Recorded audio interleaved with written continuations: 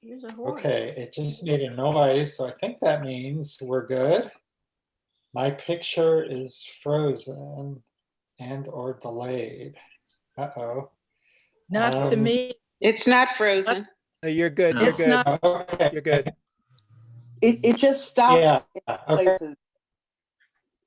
Yeah, you No, know, it's not. sometimes our own individual bandwidth might do that. And I hopefully I do have my phone here as a backup. But hello, everyone. Welcome. Welcome to everyone who's on Zoom. Welcome to those people on Facebook. Welcome for those people who are on YouTube. If you are on YouTube or on Facebook, you might want to click the Zoom link, which you can find over on the jewishlive.org page. If you'd like to participate, or you're welcome to just look. If you're new to Mussar, Mussar is a practice of personal development and personal growth. It's a Jewish practice, and we're going to be kind of learning by doing. So the first thing I always like to do for starting any kind of a Mussar meeting is with a meditation. If you're new to meditation, there's this myth that it can feel like, oh, well, if I'm meditating, it must mean I'm going to bliss out and everything's going to feel wonderful. And that's not always the case. Sometimes the mind races, it can be uncomfortable. In this circumstance, all you need to do is just kind of listen to what I say and follow directions. And worst comes to worst, it's all going to be over in a couple of minutes. So I invite you to relax and close your eyes. Taking a deep breath through the nose and hold. And exhale through the mouth.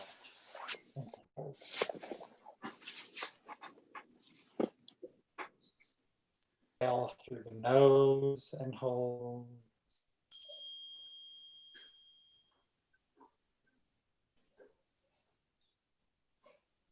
So you go at your own speed of inhaling through the nose and holding, and exhaling through the mouth and holding.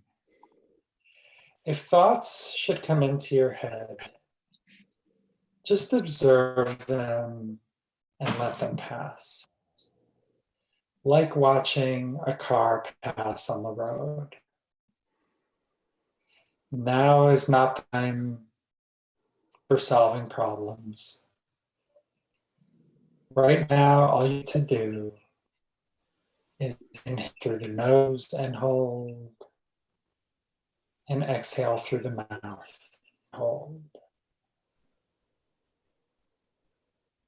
And on your next inhale, say to yourself, Shema, and on the exhale, listen.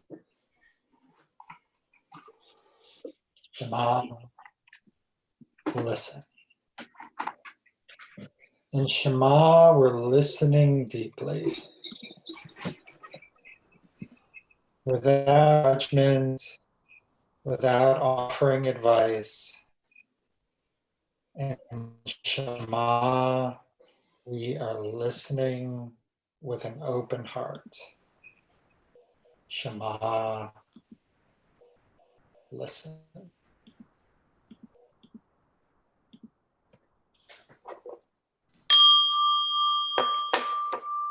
And when you're ready, you may open your eyes.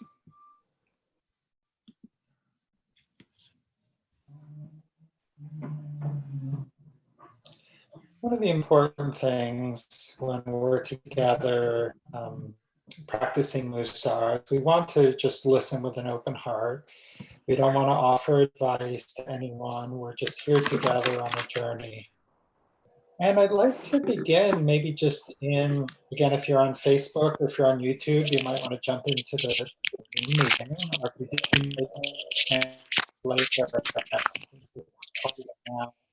but for those of you who are in Zoom, first of all, if you could mute yourself, unless you're talking. Oh wait, I found the mute all button. Okay, I'm going to mute everybody. So when it is time to talk, just unmute yourself. Secondly, I'd like you to just use the chat box and just in a word or two, kind of where are you at right now? You know, what are you feeling? What are you experiencing? For me, people ask me how I am. It really depends on when you ask. Right now, I'm feeling kind of calm and settled because of that. Asked me last night at about 5. I was in total meltdown mode and begging to get out of any kind of duties in the kitchen because I was just undone. So in the chat, how are you? How are you now? I find that the four walls, so to speak, get a little bit old at times. At my congregation here in Carmel Valley, we had our Mussar women's group yesterday afternoon, and Rena was part of that, and I thought that was very helpful. I think this whole concept of getting out and through Zoom and having social contact that way is super important because I really feel very isolated. That's my main thing right now. Thank you. Mm-hmm. Let's see what we're getting in the chat. People feeling more anxious than they expected to be. A lot of overwhelm. Relieved to survive Costco senior hours. Yeah, I don't go to senior hours, but I've had my trips to the grocery store, and that is quite a scene. Quite a scene. Insomnia has gotten out of control. Yeah, I hear that. I have had quite a bit of that myself. The worst night, I have to say, it's because my teenage daughter made boba for me at about 4 in the afternoon, which I really loved. I was taking a Hebrew exam, which was hard, but man, at 12:45, I'm thinking, why in the world am I still awake? So that didn't help the cause. Yeah, a good comment from Sherry. It's possible to get over busy with Zoom activities. I feel a little bit like, as someone who, wants to be of service, I feel like I'm in a land grab. It's like, who can get their thing out on Zoom first? Who is going to be the one to stake their ground and really get the big Zoom following, which is kind of crazy. But I do have to say that those thoughts pop into my head a little bit. All right, I'm gonna now share my slides.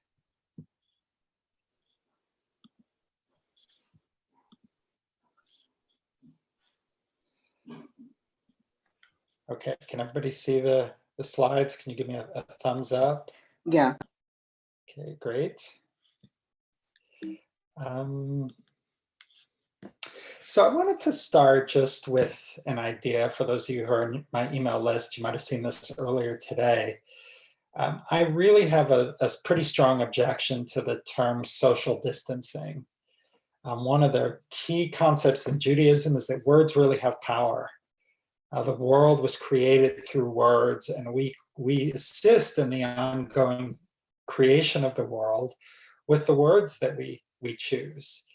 And for me, the idea of social distancing at a time like now feels like spiritual suicide. We need to come together socially. It's the physical distancing. So I'd love to kind of hear some reactions to this. How do you relate to this or not relate to this? And you can just unmute yourself and share, and please keep your comments brief.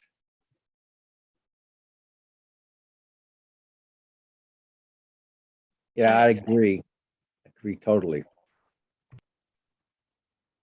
Thank you, Jack. Yeah, this is Sherry. I also agree. And I saw a post on something recently that I'm going to try and find to share with you guys that had a number of phrases and how to reframe them. And this was one of them. And instead of, social distancing, it's physical distancing. But there were other ones like that. And I thought, I agree with you. It's so important to think about the language that we're using. Mm-hmm.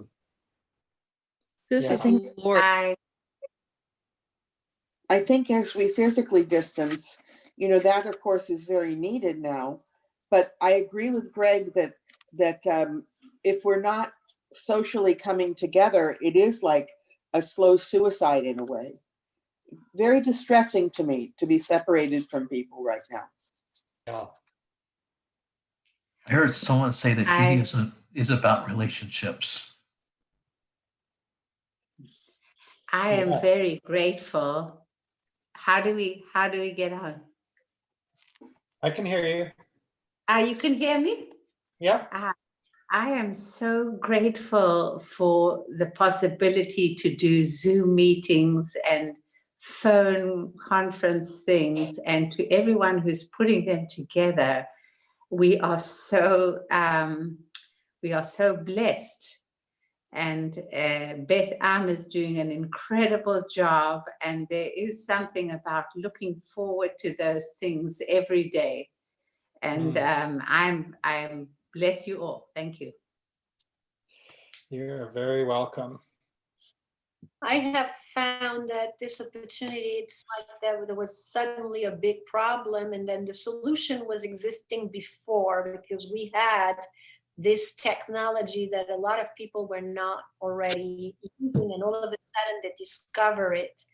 And it's creating another type of connection that is so much more authentic than what social media was allowing. So I am very, very grateful. Thank you, Hadassah.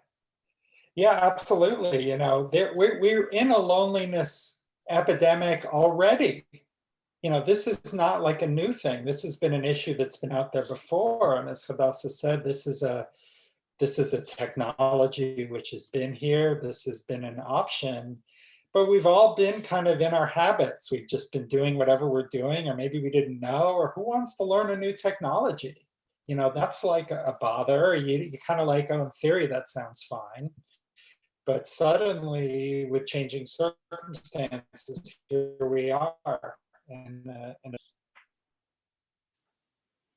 Yeah, I'm really grateful for this, and I've been trying to imagine what it would be like if we did not have this technology, did not have the internet, did not have the phone, and for people who lived through pandemics before, who had to isolate and were really isolated. Now that's scary. I'm taking this as a learning experience. I had to learn how to do Zoom because Bari and I teach Sunday school, and we are on this Sunday going to have our first Zoom classroom meeting with our 5th and 6th graders, who we haven't seen since March 8th. And so I had to learn how to do Zoom. Greg, I'm probably going to need a tutorial from you to figure out how to do this thing with slides and whatnot. But I figured slow and easy, we'll get it going however it is. But you know, I have a couple of friends who have been very busy doing household projects, things like cleaning out their closet, which is one thing I keep threatening to do, but find 17 other things to procrastinate to do from doing that. But, you know, that's just what we are. And the whole thing is attitude.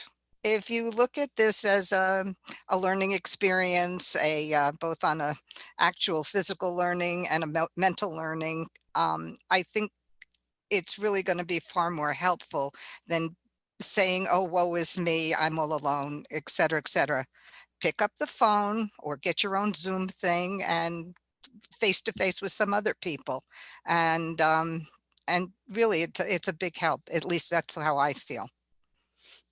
Yeah, so for you, it's been a call to action, and you've been in a place where you can sort of look on a grateful side. And I think different people are at different places. There was a great article in the New York Times about a lot of people are in mourning or in grief just for things that they've lost, or even if they haven't lost people. But like, you know, my daughter has lost a semester of college. I mean, that's really a bummer. I mean, who wants to live with their parents when you could be away at college? I mean, we get along well, we're doing okay, but it's a loss. You don't get that semester back. My younger daughter's missed some real opportunities, which are just part of kind of the growing up process, you know, sorry, we're distancing now during that time. I'm going to transition a little bit. I was just going to say, I have a friend who I'm decidedly speaking with every single day. And sometimes we speak twice a day. And we're friends since junior high school. So since 12, 13 years old. And she has been having a particular difficulty with feeling grief, and especially around her son. And she gets rather panicked. He's an adult child, and rather panicked that he might die. And so she's gone into, she's cried, and she's, and so I try to support her over the phone. And I think we're all feeling to some degree a sense of grief, whether it's as severe as what my friend is experiencing or not. I think it's on a sliding scale. So, that way. And that's a really good segue to kind of the next phase of where of what we're going to cover today, because Mussar is a practice of really getting to know really coming in touch with different. They're called midot or soul traits, different character traits, different parts of who we are, and breathing into them and living into them. And we'll focus on one trait at a time. So in this class, this group will be meeting weekly, and each week will change. Right now, we're going to start working on humility. And the way that daily practice works is there's a morning mantra phrase. You pick one small thing or one way to act a little bit differently, and then you write. So writing down kind of what's been, how this soul trait has come up for you. So keep that in the back of your mind as we begin to delve into this. Greg, I have a quick question. I'm yeah. sorry, I have a quick question. Are you going to be sending us like PDFs of your slides that you're using today? I had not thought about that, but let me think about it.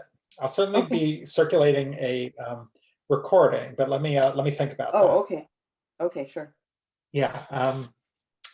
So for those of you who've been to some of my Mussar experiences before, I try to make these as accessible as possible. And one way I've done that is I've created 4 assumptions to kind of help guide the Mussar practice. And I'm not going to go through all of these today, but each time we'll go through one of them in depth. And the first one is that there's a divine spark in everyone, which is occluded by our baggage. Now, this idea comes from the story of creation and the story of Genesis, where we're created in the divine image, or in another part of the passage, it says that the divine breathed life into the first human. And so we all kind of carry that. If you're not sure about God or the divinity, we carry that spark of goodness that's always with us and never goes away. But at the same time, we have our hurts, our baggage, those things that have happened in life, which sort of hold us back and sort of get in the way of us connecting with our better self. So before we move on, how does this idea of the divine spark or baggage kind of maybe come into play now at a time when many of us are in isolation, or we're dealing with this pandemic? Is this at all useful, or is it kind of just all sort of a little too ethereal? Maybe someone we haven't heard from yet.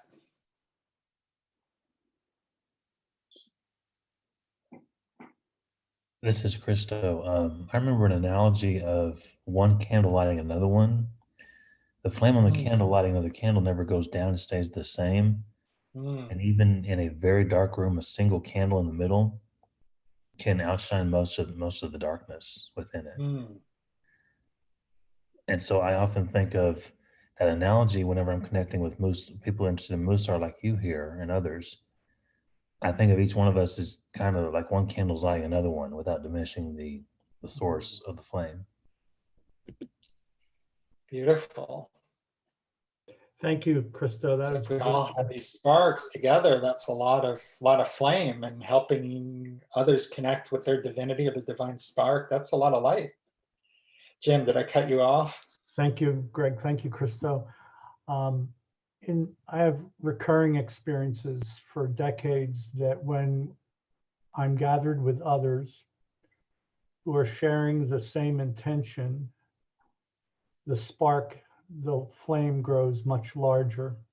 And whether we're gathering together to meditate, gathering together in prayer, gathering together in in service, that energy, that life grows bigger. And I have thought of it, thanks to studying Mussar, that that's the God energy that we all have and possess, and we fire off of each other. Thank you.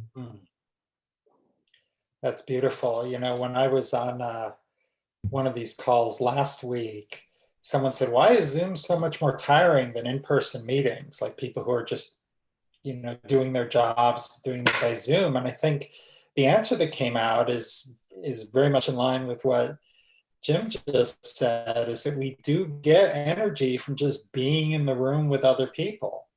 And while I think we can get here, and for sure that we do, I don't think that it's the same as being in the same room with somebody else.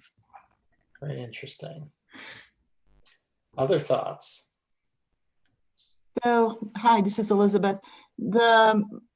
I'm here in Bishop, and the beauty that I found is the beauty of community, including via Zoom or whatever other virtual ways we have to stay connected.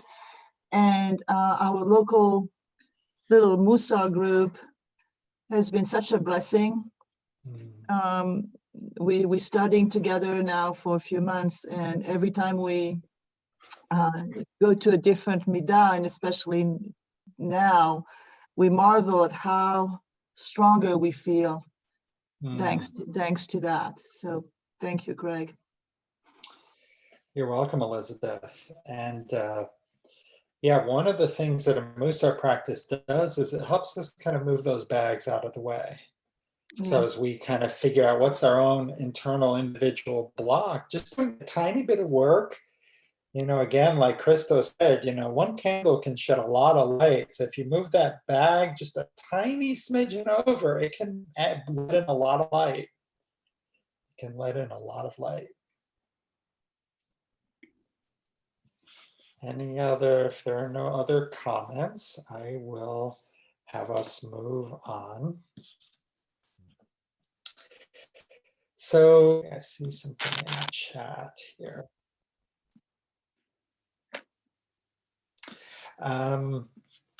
So each humility is the soul trait that we're working on today. It's really important to think about these not in this sort of Western form of humility, which is about being meek and self-effacing. What we're talking about in Judaism, humility is about finding your right place in the universe. It's finding a sense of balance between being really arrogant and being on the one side and being really sort of on the other. And if we think about things on a spectrum, there are you know, there are disadvantages to being on either side. So what is sort of having too little humility?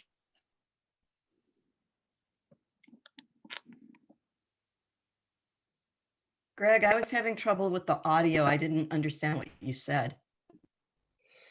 I was saying I should talk a little bit about these extremes. Like, how might that show up if we had too little humility? What are sort of the dangers or traps that we could fall into?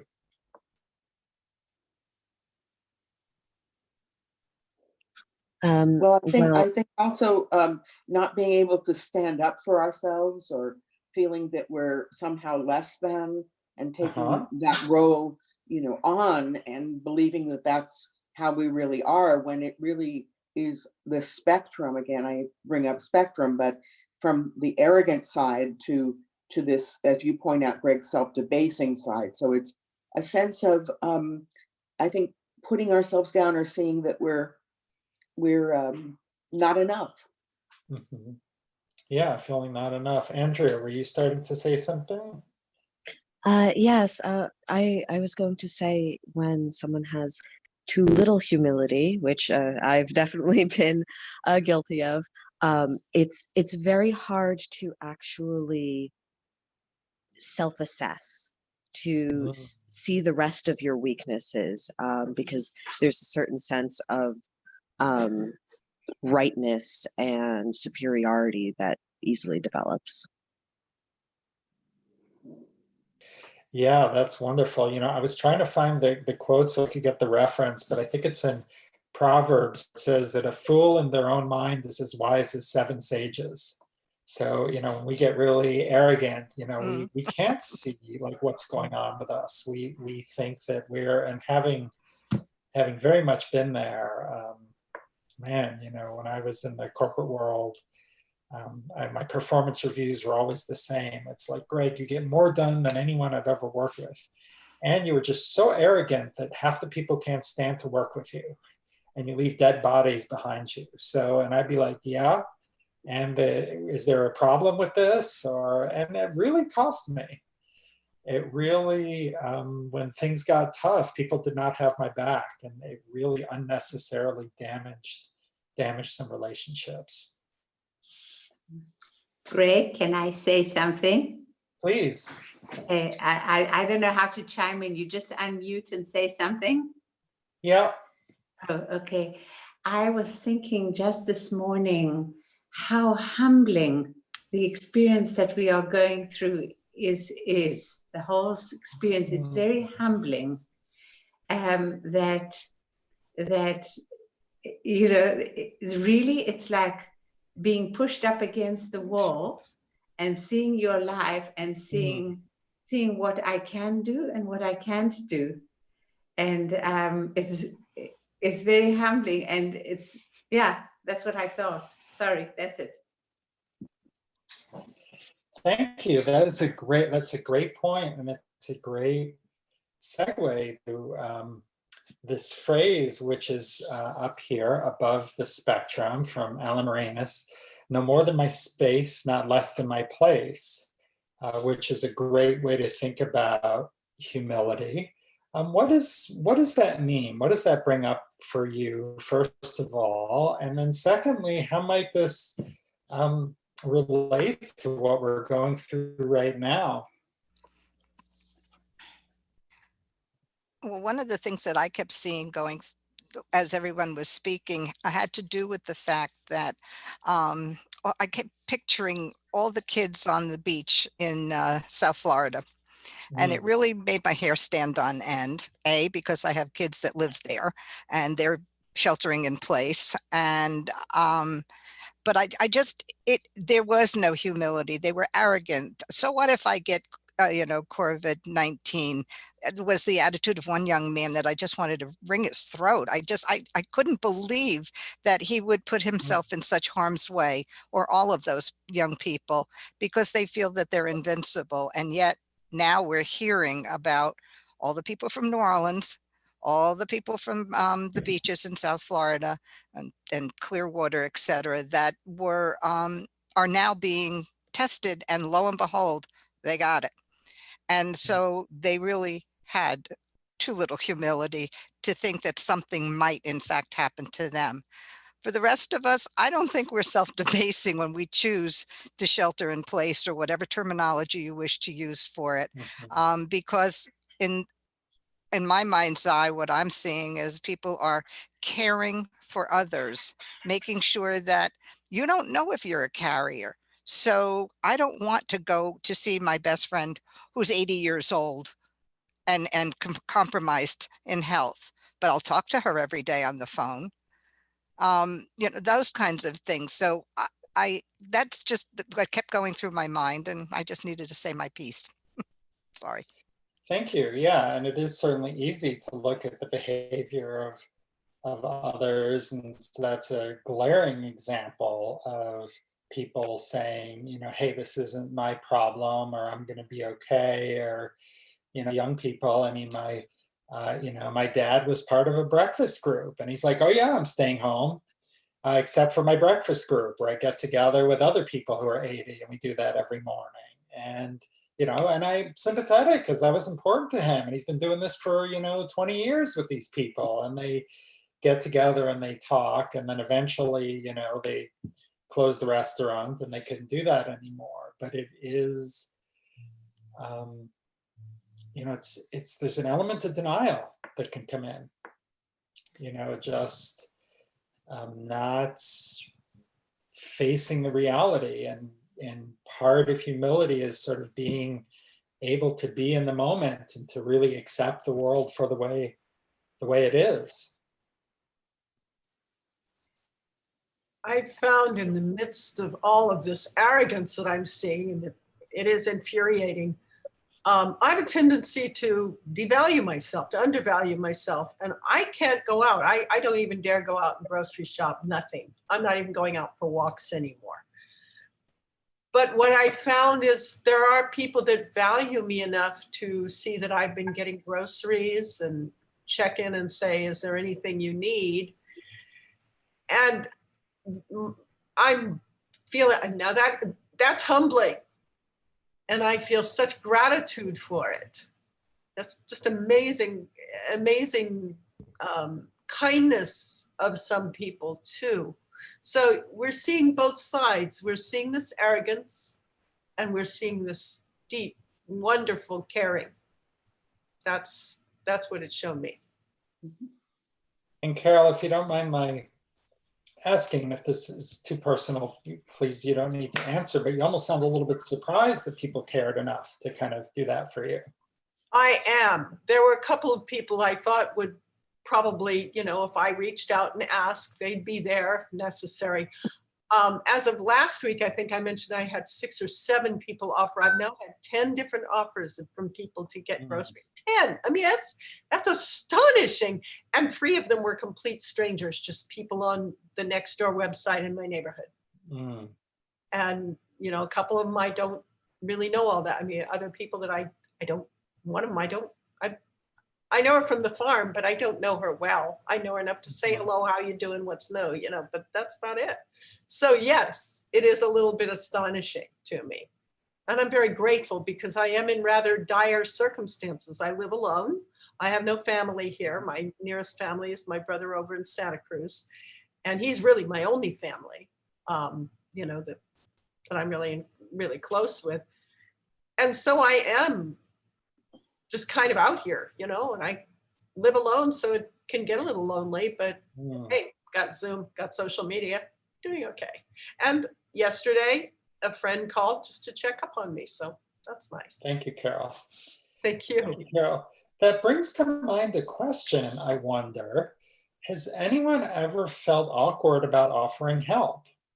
Has anyone felt like, what is that like? What is that experience like where maybe in other circumstances, you've sort of seen something, it's like, oh, should I offer? Should I not offer? I mean, I know I've had that experience. I suspect I'm not the only one. Can anyone sort of comment maybe outside of this sort of emergency time, or maybe offering help didn't, you know, just for whatever reason, it just felt a little weird and I don't know, I just, that'll be okay. And anybody? Yeah, I have felt awkward about offering help. And now that I'm the person needing help, I realize that both the helping and the allowing the help is a mitzvah. So. Who else? Who else can describe that feeling? Yael, are you trying to talk? Hi, yeah. Hi, it's so nice to see everyone. I'm Yael. You know, what I was thinking about was, so I'm in my early 50s and I teach yoga and mindfulness and I've been the primary breadwinner in my family. My husband lost his job when he went to take care of his mom who died, and he's been looking. And what I'm finding is, I think I also, I mean, I think on the outside, I carry myself with a lot of confidence. But on the inside, you know, in a time like this where I'm having to, there's a really steep learning curve in terms of all of the sudden, you know, for years, people were saying, you should really offer some of your classes online. You should really put yourself out there in a different way. And that always felt terribly uncomfortable to me. And I'm sort of working really hard right now to sort of not buy into the sense of urgency that I'm feeling all around me to make everything normal, to return to normalcy. It's just that everything's online, but there's this busyness and this rather, I think what perhaps the virus is asking us to do is just to slow down. Someone wrote ecological renewal, reset. And I do believe that there can be sort of a hidden blessing in it. But at the same time, really needing to push through some of my own, I guess, beliefs around how we are in the broader world. And I'm really like, I'm working right at that wall. I keep feeling myself pushing against that. Yeah, so thank you so much for sharing that. Yeah, there's a couple of really beautiful things in there. I mean, one is this idea of putting yourself out there is about occupying more space, right? It's I'm gonna get out there and I'm gonna occupy more space. But at the same time, I'm hearing it's like there's sort of this push to kind of keep going and let's recreate our busy, overscheduled, crazy world on Zoom, and we don't need to change anything. And you are very much holding your ground and saying, hey, whoa, wait a minute here. For myself and my leadership, I'm going to by saying, hey, look, we can do things differently. We don't need to recreate the machine world that we've had before, that we can really do things differently. And I got so worked up on this idea that I actually did a Facebook Live in my bathrobe last night at about 10:30 or 11, because all this push to like get everybody to go back to work feels to me like people just freaking out. Like, what if the world actually did change and suddenly people stopped working all the time and started taking care of each other? I think like certain people just can't handle that idea. It's a real threat to like the whole way we've been living for the last 100 years. So it's very interesting. I wanted other teaching and work. Yeah. Does someone else have something to say? Yeah, I wanted to say something about the previous slide, and I have the feeling that right now, this tiny invisible thing that has happened everywhere is pushing everyone to show up in a different way. I mean, now we see that those who are the essential workers are those who were deemed invisible before. We see them for what they do for us because they are the sustainers, and we have to reinvent ourselves and this for me is very linked to humility. I mean, we're all created for a reason, and if we are here, it's for a reason. And are we in our place? And it seems that I like the idea that this has slowed us down so that we go inside to work on what we have to work to actually show up outside for what we're called for. Thank you, Hadassah. That is beautiful. I'm so glad that you brought that up. Absolutely. The people who work in the grocery stores, the people who work in Amazon, shipping boxes. I mean, these are all invisible people. And without them, we'd be in physical trouble without that. Thank you. There's a teaching so we're going to look at this real briefly, and then I'm going to split you up into groups where you'll have a chance to connect with somebody one-on-one. There's a teaching from Rabbi Simcha Bunim, who was a Hasidic rabbi in the 18th century and early 19th century. And he used to carry two pieces of paper in his pockets. In one pocket, it said, "The whole world was made for me." And the other pocket, the note said, "Oh, here we go, Hadassah has them." The other said, "I'm only dust and ashes." And So when he felt like he was getting arrogant, he would pull out the "I'm only dust and ashes" note. And when he felt down, he would pull out "The whole world was made for me." So what I'd like you to do, I'm going to split you into groups. And what I'd like you to talk about is, I want to talk about this idea of being "I am but dust and ashes," which came from Genesis. And so first I'd like you to just share where you're at with your partner. You know, I like this to be a sacred listening exercise. So we're not here to give each other advice, just to listen, just to let someone listen to you. And then after you've each shared, just talk a little bit about, is this an appropriate time to remember that we are but dust and ashes? I don't know the answer to that. And we'll all, you know, as with all Jewish discussions, there's multiple points of view which can be equally valid. So I am going to first stop the share. And then I'm going to create these breakout rooms. And so you're going to get something on your screen which says join breakout room. And then, so say yes. You'll have maybe 5-ish minutes or so, and then we will come back together.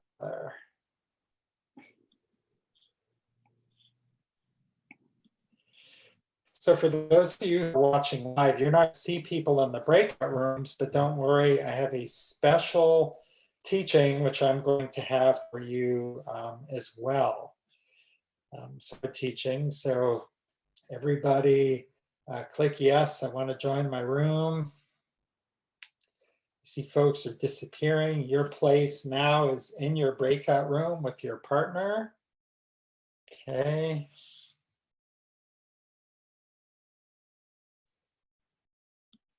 Do you see your button?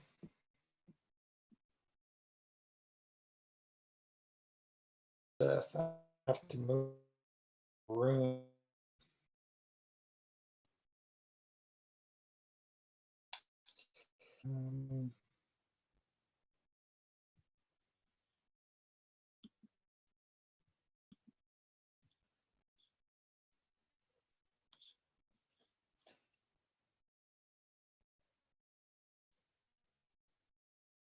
I think everybody should be good to start sharing once again.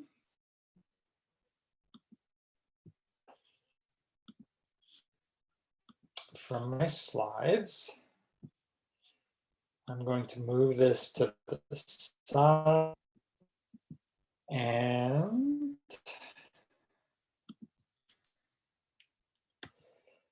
I hope you can see this. I want to answer something from the book of Job. Now, Job, it's sort of from the end of the Bible.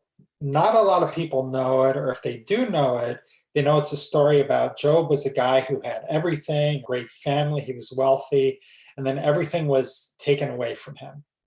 And his family was, children were killed, all his sheep were slaughtered, all his servants were slaughtered, and he gets really upset. And he gets very angry at God because, as we learned at the beginning of the story, Job was a blameless person. He did all of the sacrifices. He did everything that it said, teachings you were supposed to do. And there was this idea that if you did the sacrifices and you were a good person and you followed what we now would say are the mitzvot, that you would be protected, that God would. We still see this in the third part of the Shema prayer. If you follow what you're supposed to do, the rains are going to fall and you're going to be healthy.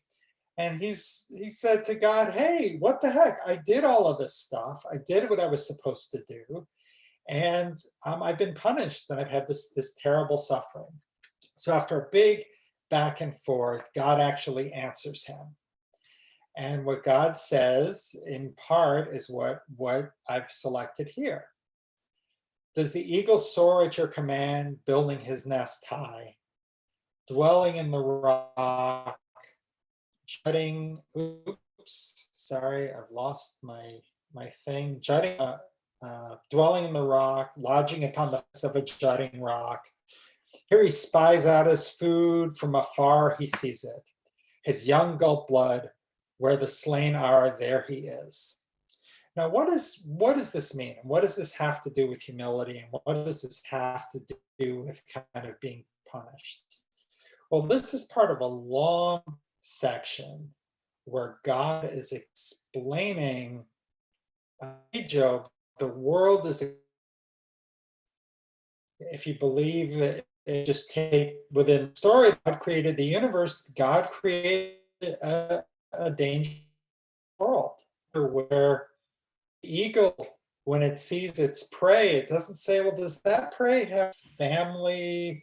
Does that, was it nice to other people? Was it kind? That's not the way the world works. There's place, and we need to let go. We're a good, not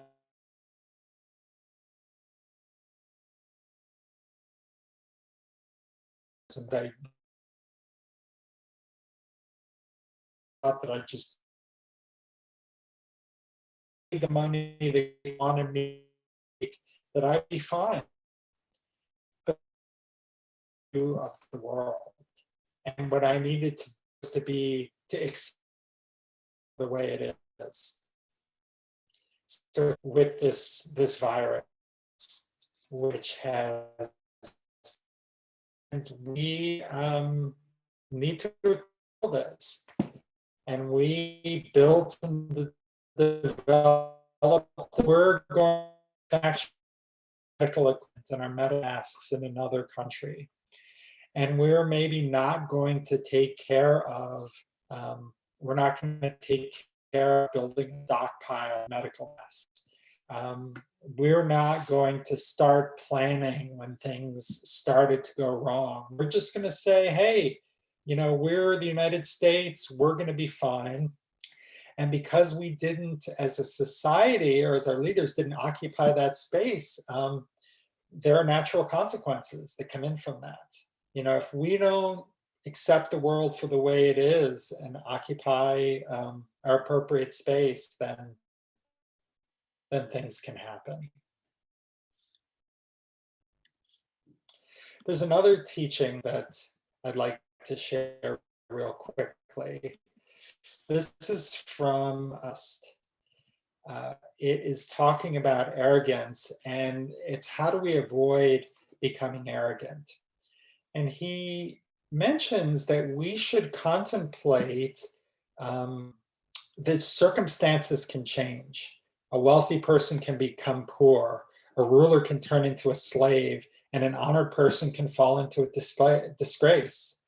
Or as we were talking about earlier, a checkout person at a grocery store can go from being invisible to really being a hero, for being out there helping all of us eat and helping all of us sustain ourselves.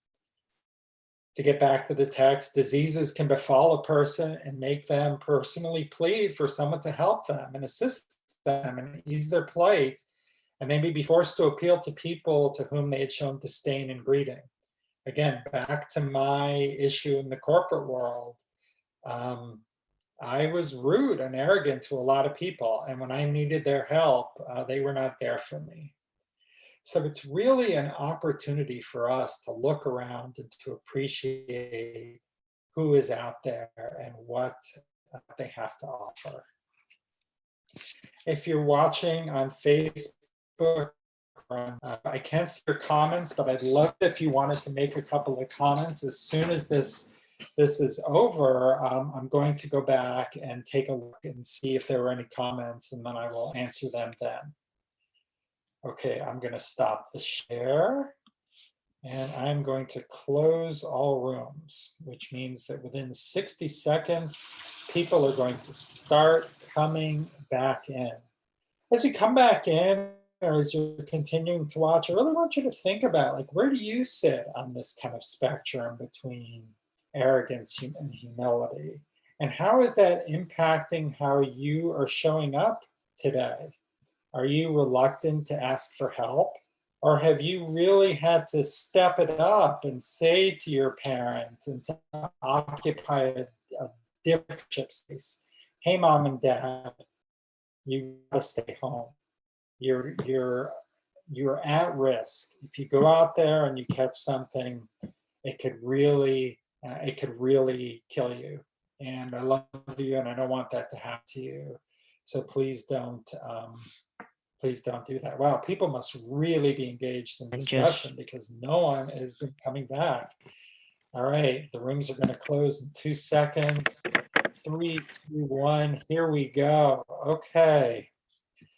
Well, it sounds, I am guessing that you were really deeply involved in your conversation, since like sometimes you, okay, in a minute, people can't get out of the rooms fast enough, but everybody waited till the last minute. I would love, without sharing any confidences that you may have heard from your partner, what was that experience like? What do you think? Are we all think of ourselves as what's going on? Okay, you're on mute. Someone we haven't heard from yet, if you feel a little courageous about speaking out, I'd love to hear from you. Feel free to unmute yourself and share. If you don't know how to unmute yourself, you can wave your hand and I can unmute you. So I really thought it was a great experience. It was nice actually to be partnered with somebody who I do not know. And to be able to talk about what it feels like, and to get the response from the other person about what their feelings are like. So there's something about being able to do Havruta within this context, which is absolutely wonderful. Thank you. You're welcome. You're welcome. Oh, Kitty is participating now.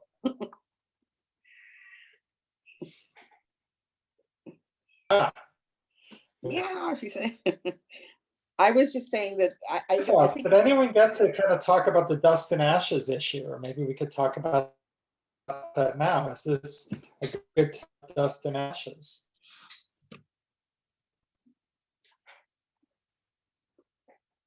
We did speak about dust and ashes, yes. Christo and I did as well. And Christo, you want to unmute and you can chime in whatever time you want. My first statement is that I said to him, I never think of myself as dust and ashes. I said, that's just the body. But who I am is my heart, my soul, my mind, my actions, not my body.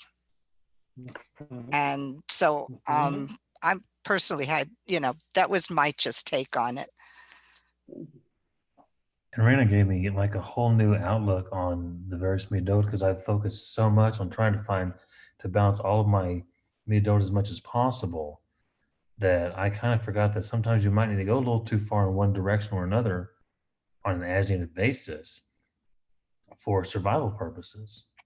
And I'd never thought of that for my life. So I thought I actually said, I need to write that down and keep it next to my MacBook so I can remember that.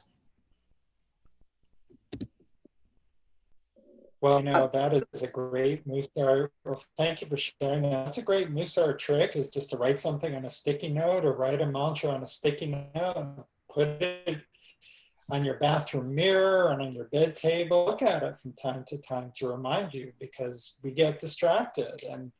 And okay, there's Gail's sticky note right there. Other thoughts? The person that I was paired with, I think it was Wendy. I'm not sure, she's not on the screen, but at any rate, she brought up some very interesting points about being dust and ashes, or looking at dust and ashes as being freeing, a way of looking. I can't really explain it like she did, but she was really spot on, I thought. It was a very interesting conversation. Yeah. And if Wendy, you're on here somewhere, if it's Wendy, please say something.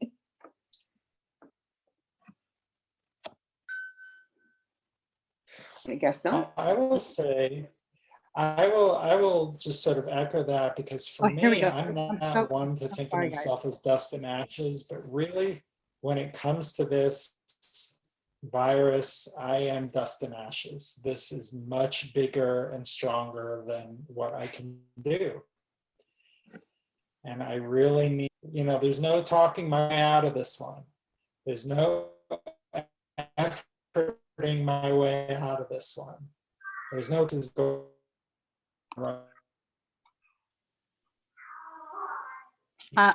Can you put hear our me? life together, we can make a difference. If we are on an individual basis, we I'm trying to need talk, to guys. stronger than we. Oh, can you hear me now? No. Yes. I can hear you. Can you hear me? Yeah. Hi, Wendy. Oh, okay. Yeah, I There's had some technical difficulties. Sorry about that. I'm sorry, I was working with the computer and I didn't hear all you just said, Greg, but thank you Okay, very well, did you want to much. add something, Wendy? And no, we were just talking about dust and ashes.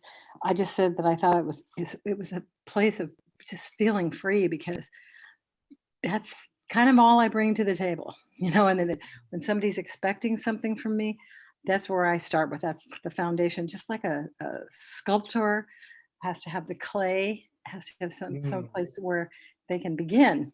And to me, it's a place of freedom. I think it's a place where you can step off and actually create. And that. I like That's that beautiful. feeling of Thank freedom, you. We have only a couple of minutes left, and I wish that we could kind of go on for a long time. When you were away, I actually did a couple, so you can feel video. But I want to leave us with a really idea in teaching, and that is about generosity. Because we do Mussar to grow ourselves, but not for the sake of ourselves, for the sake of other people. So why does Maimonides say that it's better to give $1 a day for 1,000 days than $1,000 all at once? Why is that? I think it's the practice of generosity, the practice of giving, tzedakah. If we're giving each day, we learn that practice. If we're giving in one day, it's a one-time thing, kind of a sense. Great. So why is it important to do this as practice? I mean, that's true, but why that practice? Well, I think it's spreading the wealth. Sorry, Selena. Jack, we're gonna hang on a sec. Let's hear from someone else. Jack. I can't hear. I was going to say that it becomes it becomes a practice, and something that becomes habitual and becomes part of your personality and character, and it becomes integrated into who you are, since it's such a repetitive. I guess it's a little bit like operant conditioning, because it's a continual reinforces. But I think, as opposed to giving one lump sum, it's not it does become a personality changer. Yeah, that is wonderful. Thank you, Jack. And yes, Maimonides invented operant conditioning 1,000 years before the psychologists figured by repeatedly doing this act, we change. It rewires our brain neurons. It also changes our soul, if you want to accept that explanation. But either way, it's really important because it changes who we are. And I would invite all of you to think about generosity and to give $1 a day. I created a fundraiser on the American Mussar webpage. I'm going to share it in the YouTube notes and also on the Facebook Live notes. I really hope and for other Jewish leaders, I hope we'll have an opportunity for tzedakah in each of these calls, because as important as it is for us to come together and to feel better and to grow, I hope that we will also remember to give that dollar to something. I personally like organization because, my kid's school was giving out Chromebooks to families for computers. But if there's someone out there who does not have a computer, if there is a student who does not have a computer, they are toast. They're probably economically disadvantaged and they're probably behind already, and they are just completely cannot connect at all. So that's why I've picked this organization. They refurbish computers and they buy low-cost computers to get them in the handle. So I'm going to close. You can find me on the American Facebook page. In a couple seconds, close our eyes in a closing meditation and think about how we want to show up.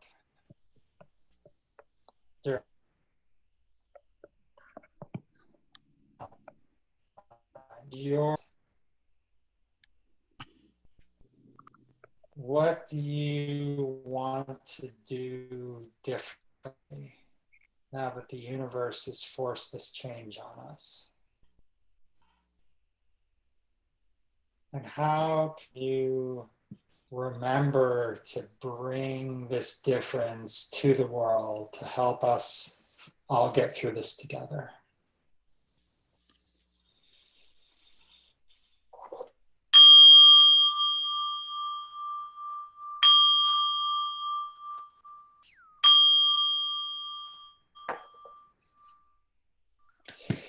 Thank you all so much for being here, whether you're on Zoom or on Facebook or YouTube. I really, my heart is very open and I'm very appreciative for all of you coming together in this way. I will be here again next week and I hope to see you again. Have a great evening and afternoon. Bye, everybody. Thank you, Greg. Bye. Thank you very much, Greg. Bye, Greg. Thank you. Bye-bye. Bye. Thank you so much. Bye. Thank you, Greg. Thank you. Take care. Very welcome. Thank you, Greg. Bye.